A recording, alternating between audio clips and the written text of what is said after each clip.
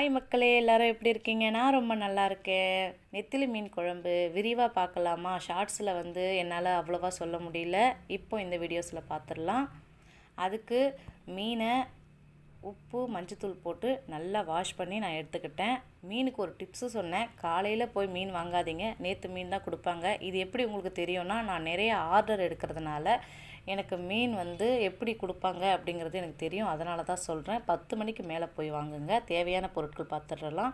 2 பெரிய தக்காளி, பெரிய வெங்காயத்தை அரைச்சி வச்சுருக்கேன். 10 பல் பூண்டு, 10 பல் சாம்பார் வெங்காயம், ஒரு பச்சை மிளகா, கருவேப்பிலை, கொத்தமல்லி, எலுமிச்சை சைஸ் புளி அதை எடுத்து கரைச்சி வச்சுருக்கேன். வாங்க தாளிக்கலாம். கடாய் வச்சுக்கிட்டேன். நல்லெண்ணெய் சேர்ப்பேன். உங்களுக்கு விருப்பம் இருந்தால் நீங்கள் சேர்த்துக்கலாம். நான் எப்போவுமே எண்ணெய் அதிகமாக தான் சேர்ப்பேன். நீங்கள் அதை பார்த்து சேர்த்துக்கோங்க. கடுகு, உளுந்து, வெந்தயம், நான் வடகம் சேர்ப்பேன். சில பேருக்கு அது பிடிக்காது. பிடிக்கலைன்னா ஸ்கிப் பண்ணிவிடுங்க. நான் வடகம் கண்டிப்பாக சேர்ப்பேன். எல்லாத்துலேயுமே வடகம் சேர்ப்பேன்.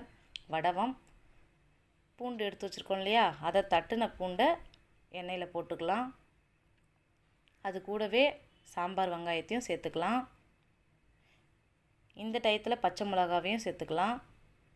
இப்போது கருவேப்பிலை, கொத்தமல்லியையும் சேர்த்துக்கலாம்.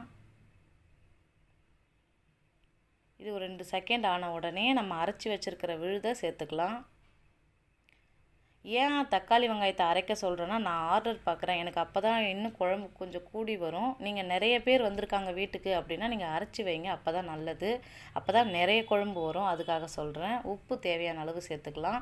எண்ணெய் பிரிஞ்சு வர டயத்தில் நீங்கள் உப்பு, காரம், புளி எல்லாமே சேர்க்க ஆரம்பிக்கலாம். கரைச்சி வச்சுருக்கேன் புளி, அதையும் கூட சேர்த்துக்கலாம். இந்த டயத்தில் வீட்டில் அரைச்சி வச்சுருக்க மிளகாய்த்தூள் 4.5 டேபிள் ஸ்பூன் சேர்த்துக்கலாம்.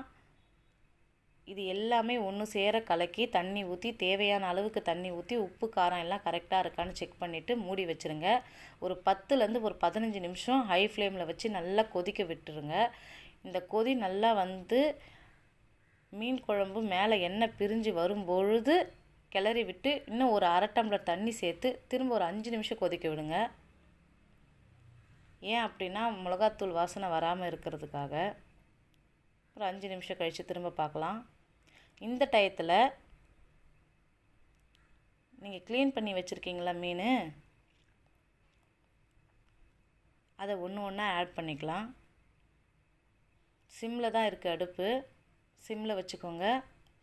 மீன் போட்டு ஒரு 2-3 நிமிஷத்துலேயே நீங்கள் அடுப்பு ஆஃப் பண்ணுற மாதிரி வச்சுக்கோங்க. அப்போனா மீன் குழம்பு நல்லா கொதிச்சு இருக்கணும். இறக்குறதுக்கு முன்னாடி தான் மீன் போட்டு இறக்கணும். அப்போ தான் மீன் போடாது.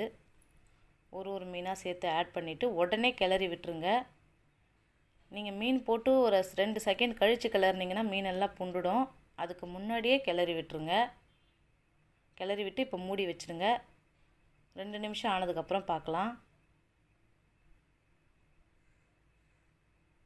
அவ்வளோதான், ஃபிஷ் குழம்பு ரெடி. இப்போ பாருங்கள், எனக்கு ஆர்டருக்கு தயாராகிடுச்சு. ஃபஸ்ட்டு தண்ணியாக இருந்த மாதிரி இருந்தது. இப்போ எவ்வளோ திக்காக இருக்குன்னு பாருங்கள்.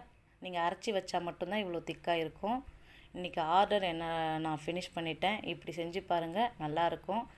பிடிச்சிருந்தா லைக் பண்ணுங்கள், சப்ஸ்கிரைப் பண்ணுங்கள், என்னோடய சேனலை சப்போர்ட் பண்ணுங்கள். பார்த்ததுக்கு மிக்க நன்றி. உங்களிடம் இருந்து விடை பெறுகிறேன். நந்தினி. வணக்கம்.